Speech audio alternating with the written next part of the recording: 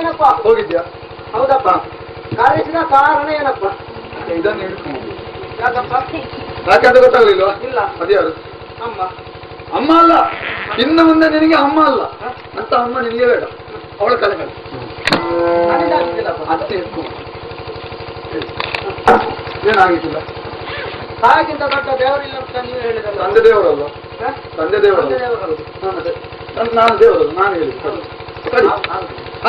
ಆಗ್ಲಿಲ್ಲ. ತಾಯಿ ತಲೆ ಕಡಿಯುದಿಲ್ಲ. ಆಗುದಿಲ್ವಾ? ನಿನ್ನಂತವ ನನಗೆ ಯಾಕೆ? ನೀನು ಸತ್ಯ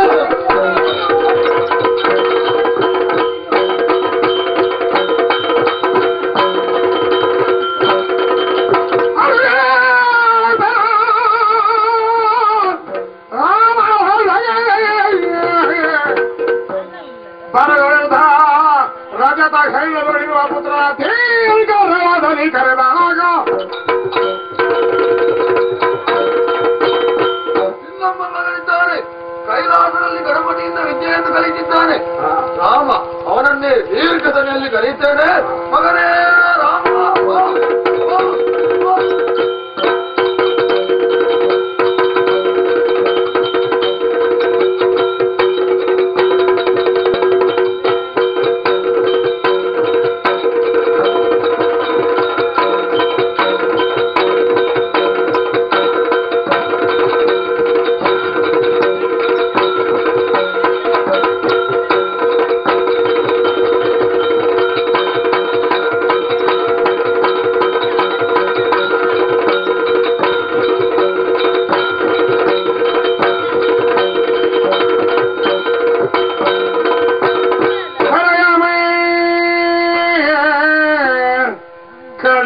ಗಜರ ಕಂಡು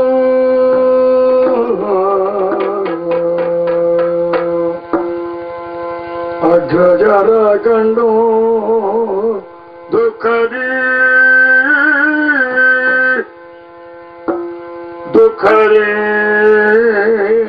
ದುಃಖದಿಂದಿರುವ ಮಾತೆಯ ನೋಡಿ ಮಾತೆಯನು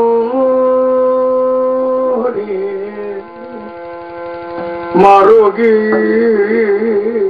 ಮನದಲ್ಲಿ ಮರುಗಿ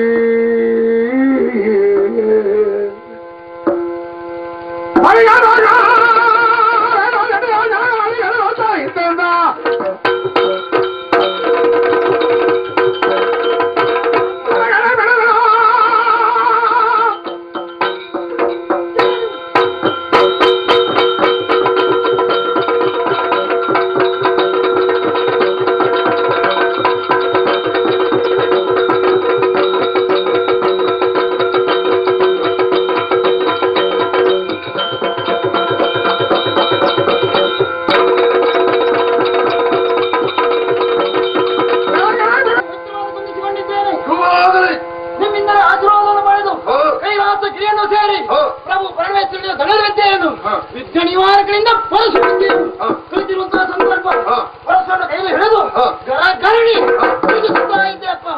ಆ ಸಂದರ್ಭದಲ್ಲಿ ಮಗನೇ ರಾಮ ಎಂಬಂತ ನಿಮ್ಮ ಧ್ವನಿ ನಿಮ್ಮ ಧ್ವನಿಯನ್ನು ಕೇಳಿ ಓಡಾಡಿಕೊಂಡು ಬಂದು ನೋಡಿದರೆ ಏನಪ್ಪ ಇದು ವಿಚಿತ್ರ ದೃಶ್ಯವನ್ನು ಕಾಣುತ್ತಾ ಇದ್ದೇನೆ. ಒಂದು ಕಡೆಯಿಂದ ಅತ್ಯಂತ ಸತ್ತು ಬಿದ್ದಿದ್ದಾರೆ, ಮತ್ತೊಂದು ಕಡೆಯಲ್ಲಿ ನಮ್ಮ ಗುರೋ ಎಂದು ಅಳುತ್ತಾ ಇದ್ದಾಳೆ. ನಿಮ್ಮನ್ನು ನೋಡಿದರೆ ಕಾಣುತ್ತಾ ಇದ್ದೀರಿ. ಶಾಂತಿ ನೆಲೆಬೀರಾಗಿದ್ದಂತ ನಮ್ಮ ಆಶ್ರಮ ಶಾಂತಿ ದೇವತೆ ನರ್ತಿಸುತ್ತಾ ಇದ್ದಾರೆ. ಇಂತಹ ಸಮಸ್ಥಿತಿಗೆ ಕಾರಣವೇನು ತಿಳಿಸಿ.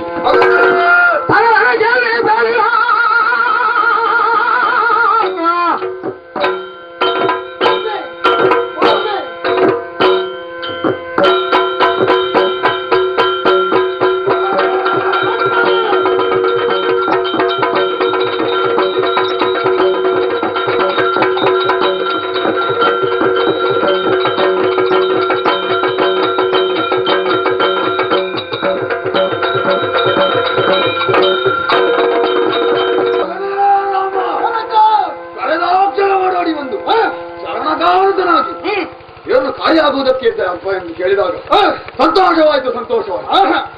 ನೋಡು, ಇದು ಪುಣ್ಯ ಆಶ್ರಮ. ಹೌದು, ಇಲ್ಲಿ ದೇವತೆಗಳು ನೆಲೆಸಿದ್ದಾರೆ. ಅಂತಲ್ಲಿ ಒಬ್ಬರು ಅನ್ಯಾಯ ಮಾಡ್ತಾರೆ ಅಂತ ಹೇಳಿದ್ರೆ ಬಿಡ್ಬೋದು. ಅದಕ್ಕಾಗಿ ನನಗೆ ಭರವಸೆ ಬರಬೇಕು.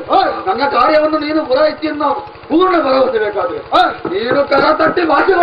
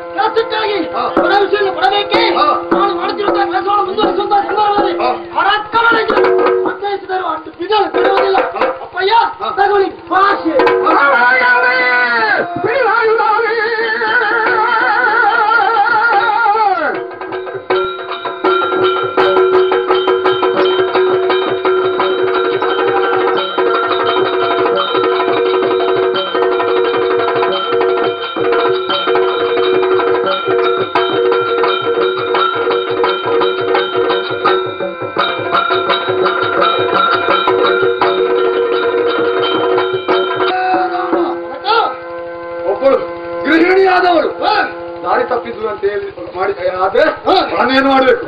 ಅವಳಿಗೆ ಸರಿಯಾದ ಶಾಸ್ತಿ ಆಗ್ಬೇಕು. ಗಂಡನಿದ್ದವ ಇದ್ದುಕೊಂಡು ಪರಪುರುಷರನ್ನು ನೋಡಿದ್ರೆ ಅವರನ್ನು ಬಿಡಬಹುದೇ? ಮಾನಸಿಕ ವಿಚಾರಣಿ ಅಂತಹ ನಿನ್ನ ಮಾತೆಯನ್ನು ಕೊಲ್ಲು ಮಾತೆಯ ತಲೆ ಕಡಿಬೇಕು, ಹೆತ್ತವುಯ ತಲೆ ಕಡಿಬೇಕೆ,